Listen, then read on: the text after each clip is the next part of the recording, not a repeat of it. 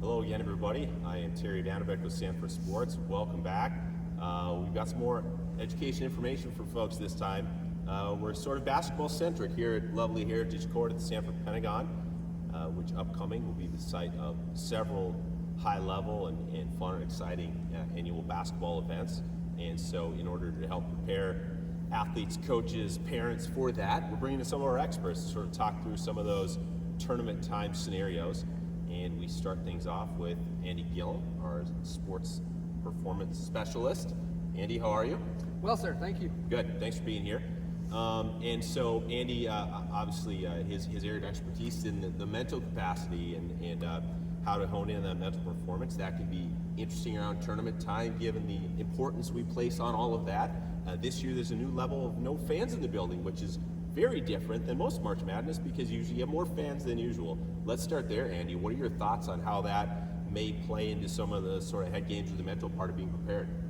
Yeah, first, what we see then is we're going to have athletes playing in a tournament environment where they're used to this big shindig and big thing to do, and now it's going to be much more similar to how they've been playing all season long in relatively empty gymnasiums and relatively cavernous spaces sometimes.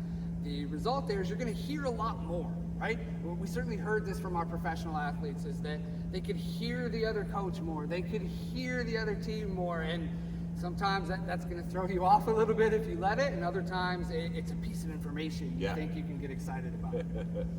I like that. What have we found so far, by the way? In your opinion, has the different environment, the fan-free environment, or mostly fan-free, in your observation, has it had an impact on performance in the broad sense so far?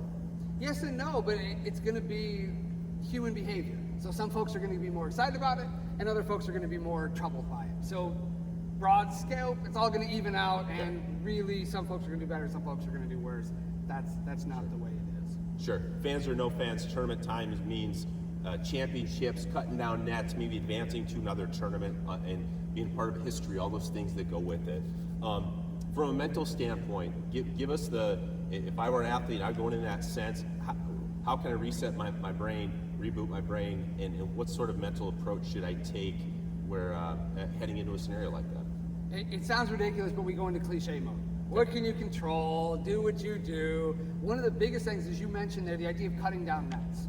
I was working with a D1 program a while ago, and coach said, well, our goal is to cut down the nets. I said, that's awesome, but where's your ladder and scissors? What do you mean? We don't practice cutting down nets. You practice good defense. You practice your free throws. You practice your shots. You do those things, and ultimately that's how you win the ball game anyway, yeah? You do what you have done to get you here. If you're in a tournament, if you're in the final stages of the season, you've done a lot of things right.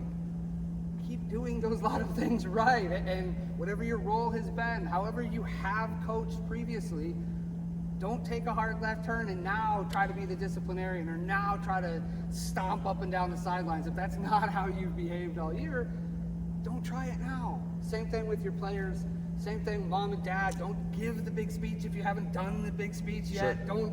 Don't add anything. Just keep doing what you've been doing, and ultimately that's going to keep you in the same path. Sure.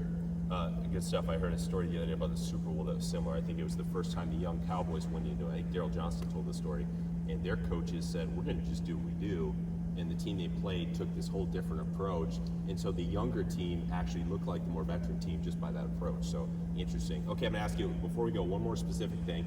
We always think, again, tournament time, pressure scenario, games on the line, game-winning free throw.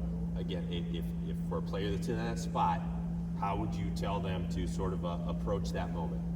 Unfortunately, there's not a lot that you can do in that moment. The prep work had to have been done weeks, months before. The mental approach, the sports psych approach, this is something where we talk about imagery, right?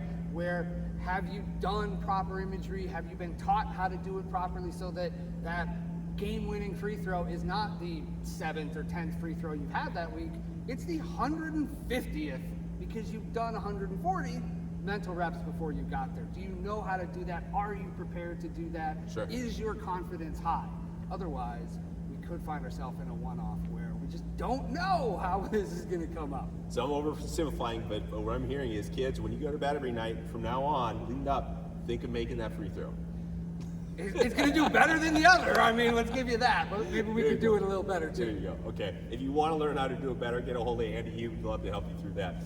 Andy, thanks as always for being here. Good stuff. Good luck at tournament time this year, everybody.